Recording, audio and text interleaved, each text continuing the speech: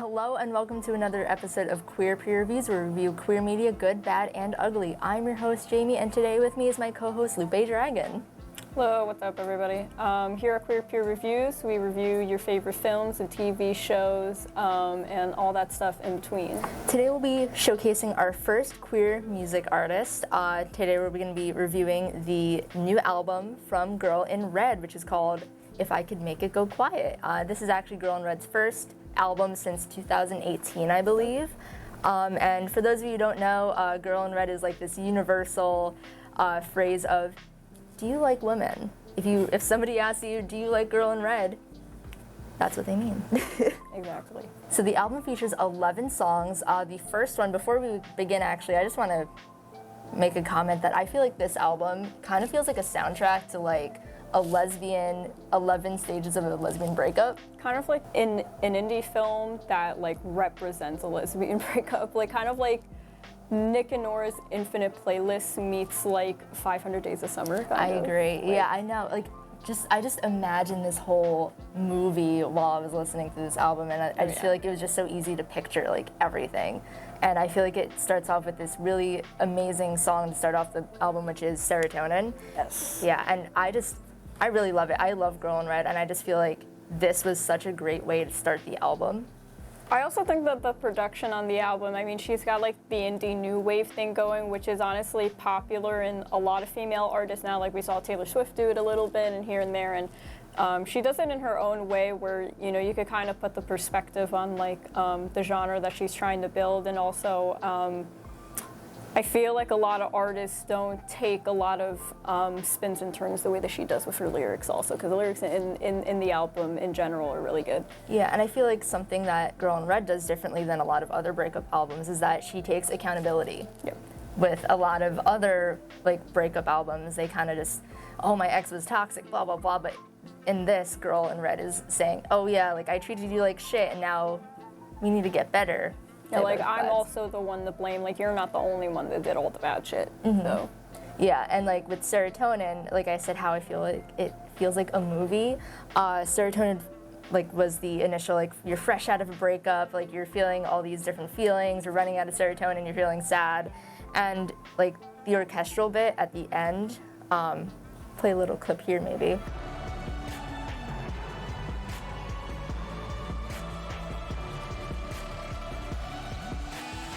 It just felt like just a transition into like the next step of like what comes next after a breakup. Yeah, and I mean, I think also the way that she styled the album, I think that was the first one. I think that's a good one to start with, because like it's like, okay, like where's the story going? Like this is chapter 1, but what's chapter 2? It's chapter 3, so. Yeah, and cool. Chapter 2 leads us into Did You Come? So, yeah, so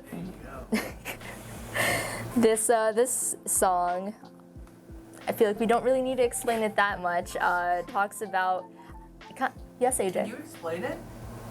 So Girl in Red talks about how her ex, Coochie Meow Meow, how meow, her meow. Coochie Meow Meow is being pleased by another woman now. Yes, the tiger. It's a very bold move of her, by the way. Yes. Very bold. And the vibe I was kind of getting from that song was kind of like she learned that the ex was cheating on her during the relationship. I don't know if you felt that too. No, I think I definitely got that, because obviously I've definitely been in the situation where I've had the same feelings that she did in the song. It's kind of like, oh, so you moved on so quickly. You definitely were talking to them like the whole time. Mm-hmm. So I think that's where she was coming from. Yeah, and she talks about like, oh, like, are you doing all the things that we used to do? Because like, all the things that made me, insert name of title of the song here. I just think it was a very bold move of her to really just go at her ex like that, which again, all like applauding her and doing it in the most, I guess, respectful way possible in this song, while also not being so respectful. Yeah, I think this one was just a very bold move, the title and the lyrics, and her being able to express it in that manner. And like, I felt like there's a lot of times where she changes like her pitch, and like I feel like the lower she went, it was kind of like scolding her ex. That's like what I was kind of feeling with it. But yeah, then we move into song number 3, which is Body and Mind. It kind of feels like this is like the lowest point of like the mental state after a breakup, and like you kind of do anything to feel something. And like there's this one part of the lyrics that says, "I've had my deepest cries for now, my heart's out and my guard's down." I think a lesbian breakup is always more powerful than like the heteros because I feel like there's so many like emotions involved, you know, like there's like too much that's like either held back or said and not said. At least for me personally, I feel like the way that she wrote this song, I felt like I was going through it with her because I feel like we've all been there where like you're having these highs and then like the good morning text stopped and then like all this stops and then like you're going down the list, you're like crashing. So yeah, like a lot of people say like, oh, you know, I wish I like was into girls because like it would be so much easier than dating a guy. It's really not. And then when the breakups happen, it's just times 10. So song number 4 is called Horny, Lovesick Mess. Yeah. That's probably my favorite. That is your freaking stan Twitter. But yeah, so Horny, Lovesick Mess, to me it felt like you're moving on, but like you can't help but keep thinking about this person. Like all your thoughts just keep going back to them, think about getting back together. The title of this song I've definitely related to also. I think in a sense the title alludes to also like when you're in like the hookup culture phase after a breakup. It's not what the media portrays really. It actually sucks and most of the time you feel like pretty numb afterwards. Like it's all good and all that stuff, but it's really not that great.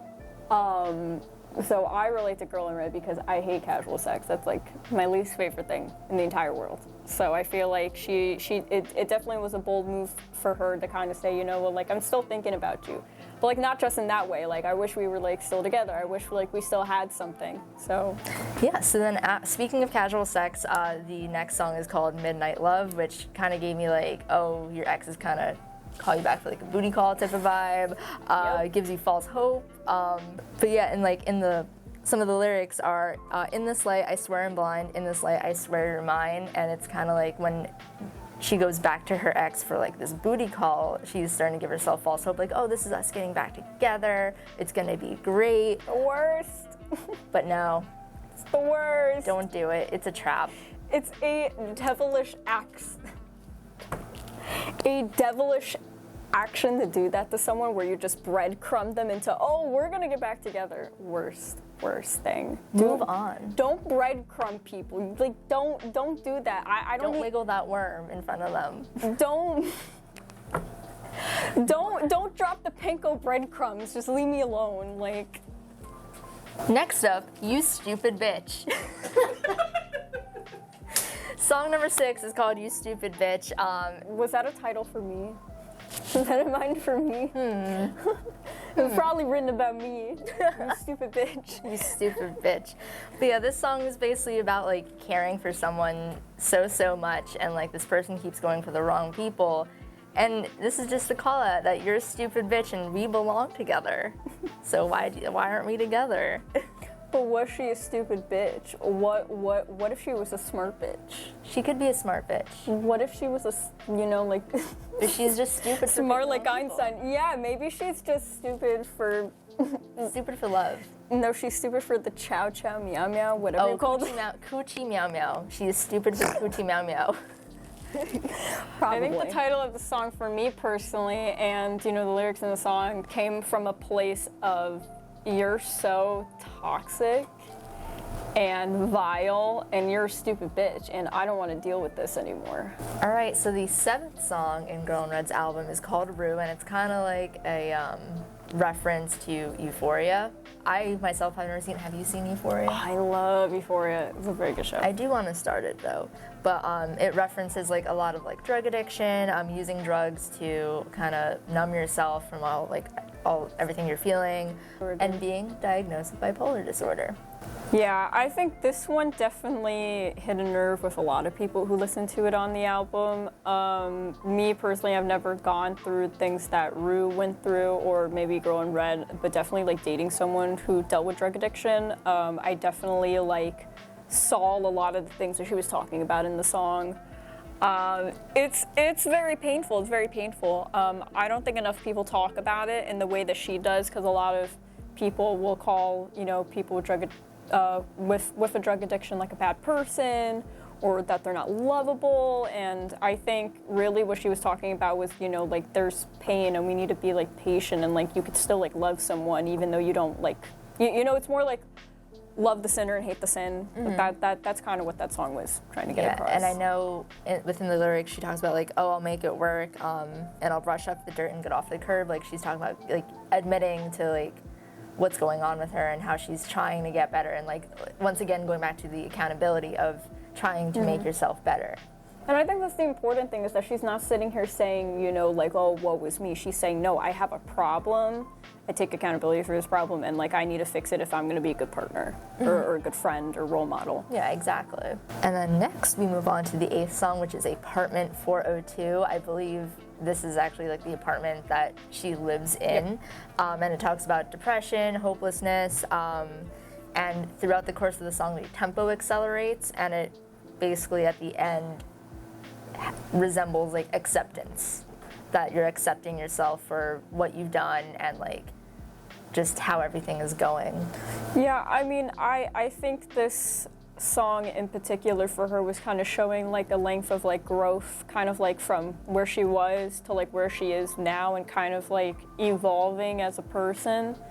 And like I've been listening to her for years, and so I think this song was definitely like empowering to kind of listen, like, oh yeah, like this is where you are right now. Like it's been like forever. Like you're doing what you want. You're going on tour. You're like, being able to meet people, and you're also able to like reflect on the past in a way. Yeah. So the 9th song is called Period, like literal just the dot. But yeah, from this I was kind of getting like, oh, like your ex moved on, and like admitting you could have done better. And she admits that she isn't doing so well, even though like she's seeing her ex moving on. I think the period was kind of like a trendy move, like period. Like you moved on, period. Like I think that's the point that she was trying to get across, was being trendy without like making a point of it. Okay, I mean a lot of the songs are in like lowercase letters too. I feel like that's also a trend. I feel like that's very like a Tumblr-esque thing. I feel like Girl in Red, if she was famous in the era of Tumblr, would have been even bigger than she is now. Not saying that she's not big, but like she's very Tumblr-esque. So I think her doing just like the period is very like period. or I just thought of this now. It could resemble like the end of a sentence, like now you're moving on like to the next sentence. That's a good one too. Yes. That's a good one too. I also like yours. Period. Next is the 10th song, I'll Call You Mine. And this is when, in this movie in my head, where she's finally moving on to a new relationship. And she got the girl. She's finally happy, but she's also kind of doubting herself because she's been hurt before, but she's super happy in this new relationship. I think that's super important to talk about. I think getting into new relationships after you've been with someone for so long is the scariest fucking thing, because you're like, oh my God, like, how do I smell? How do I look like? Did I brush my teeth today? Like, am I saying the right thing? Am I saying the wrong thing? Like, you're having all these thoughts in your head. So I think the song was an accurate depiction of like, I hope this is okay. I hope I'm in a safe space with this person, and I hope like we're all good and we're ready, to take this to like the next space. Yeah, definitely. And then the album ends off with It Would Feel Like This, which doesn't have any lyrics. It's strictly like an instrumental finale. I really liked it because maybe I'm wrong, but the instrumental kind of sounded like the intro to Serotonin, but like slowed down a little bit. So it's a good way to end off the album.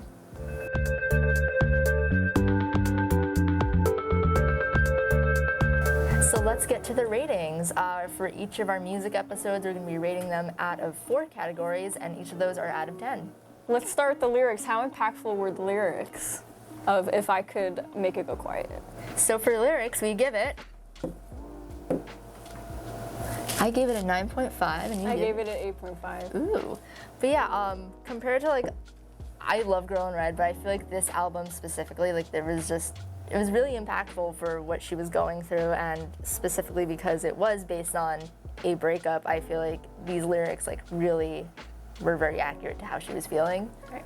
I feel like there were some places where she could have said a little bit more, which is why I gave it an 8.5, but for the most part, like, the lyrical concept of the album was really good. Mm-hmm. And I like that with this type of breakup album, she doesn't go, like, I agree with you, like, maybe a little more said, but not too much detail, like saying everything about like this specific person, because I feel like when they name drop and do all the things, it's very toxic. Yeah, there's really no need for the name drop. I think it's dumb, but yeah. So let's move on to our next topic, originality. For originality, we give it. Oh. I gave it an 8.3 and you give it a 10. So explain your 10. I think the way that she kind of made it like a short film in a way, I really like that, because I think the album in its sense has lost value to the public. Like, we don't listen to full albums anymore, at least a lot of the people that I know don't. So I appreciate a concept album that's well put together and well thought out, because you're telling a story. It's not just like song, you know, like just random stuff put together in like a playlist. It's just a real story. So yeah, I give it a 10. Yeah, I do think it's very original. I just don't think, obviously there have been lots of like breakup albums before, so like that is what kind of lowered my score a little bit. But then again, like breakups do inspire a lot of things, so I can't be like, oh, why'd you make a breakup album? Because a lot of people do it for very good reason. But yeah, like you said, it's very much like a movie. It tells a story, so that's why I think it is very original. Next up, production quality. So for production, we give it, I give it a 9.5. I give it an 8.7. Nice. But yeah, like I said, like specifically with Serotonin, I feel like that was such an amazing song to start off the album with. There's a fly in here.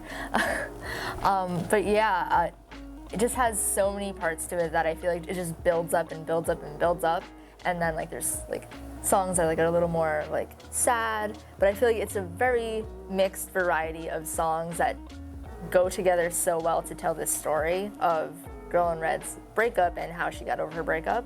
I do agree, but the production value for me, I feel like I haven't really seen her take too many like leaps in the production value and the instrumentation, the way that she chooses to use that in the studio. I would like if maybe she tried to take more leaps of faith in trying different things. But besides that, I mean, the quality of the album is superb. So. All right, and last but not least, our overall feelings towards the album. For overall feelings of the album, we gave it a... What did you give it? 9.5. Oh. And a 9.8. Very good. I would have the same color scheme too. Wow.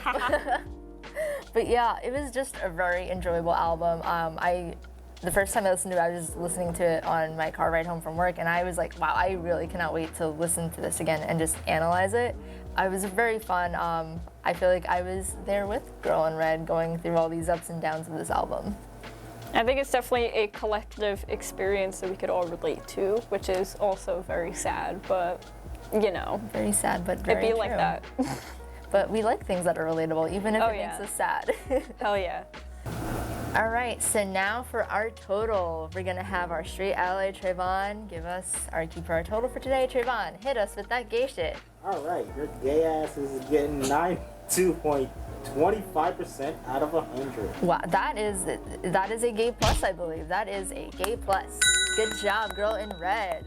But yeah, nonetheless, very enjoyable album. You should go listen to it. Speaking of Girls in Red, I have a new song out called Your Charming Head, and you should listen to it because red is a good color on you. Thanks for watching.